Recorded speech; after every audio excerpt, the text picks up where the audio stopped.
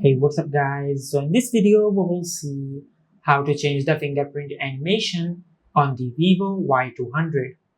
Now to do that, just open the settings app on your smartphone. Now from here, just scroll down and tap on password and security. Now from here, just scroll down and tap on fingerprint. Now from here, just enter your screen lock.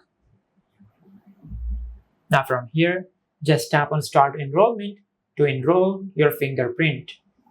Now from here, just tap on this icon on the screen to register your fingerprint. Just like that. Now from here, once you have added your fingerprint, just tap on Done.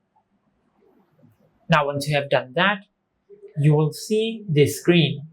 Now from here, if you tap on Animation Styles, you can change the fingerprint animation on your smartphone.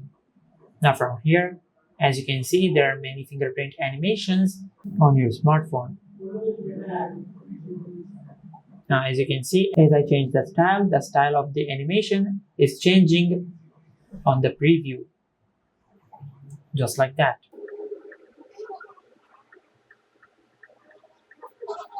For an example, I will select this animation.